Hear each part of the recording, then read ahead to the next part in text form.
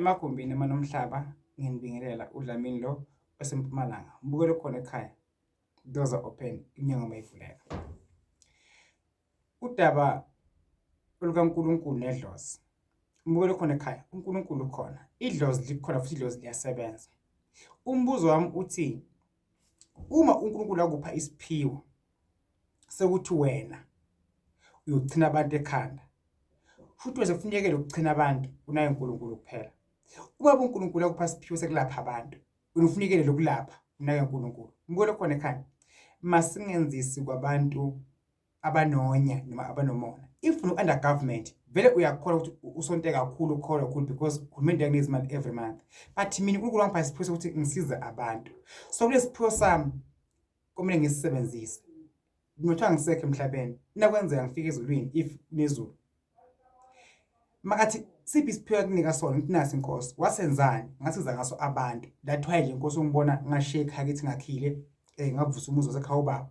Angiphila impilo engcono ngoba lesiphiwo sona inkosi ngasebenzisa right. Wena ke futhi isiphiwo sakho wena wasilahla, kwasho umfundisi, kwasho bani.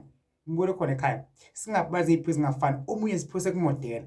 Lesiphiwo sakhe sekumodela asihambisani nenkolo, isiphiwo sakhe asiphiwa abakuba ngasekho emhlabeni. Kumele asisebenzise ukwazi ukuba simfakele imali, sakwazi ukuba ondle ingane zakhe, akwazi ukuba akhe umuzi, impilo yakhe iye phambili. Mbukelo khona ekhaya.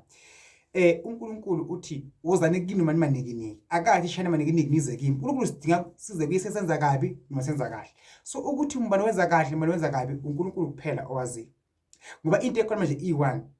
Zonke izinkolo ekho emhlabeni manje seziyagxekana, seziyathukana, sezibekana amabala. Uthi uNkulunkulu eBhayibhelini lakhe uthi ningagxekani.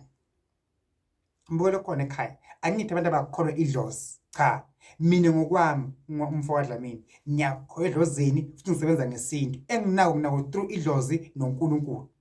Ukuthi ngibani okholwa kangqono ondlula omunye emhlabeni, uNkulunkulu kuphela owaziyo. Ngisho umfundisi asinashothi ukukholwa ngokwamampela. Asazi ebusuku asibi khona, azimazi ukwenza ini. Abaningi abantu bahamba bayocaba. Bafune into ezokuphila. Bese sebezibona sebakholwe kakhulu. Mbukelo khona ekhaya. Sonke uNkulunkulu siyamthanda. uNkulunkulu futhi unye nathi akhethi ibala umuntu.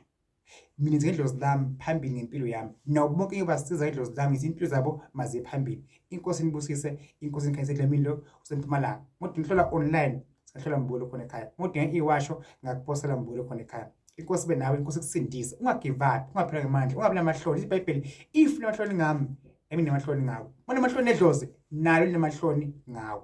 Ungathi if idlozi lakini linamanzi amnyama olisebumnyameni liyasebenzela wena bese ushisa impepha akukhanya izweni ayikho lento. Cha, lokuthi ayikho lento lungisa bheka ukuthi ukonaka laphi.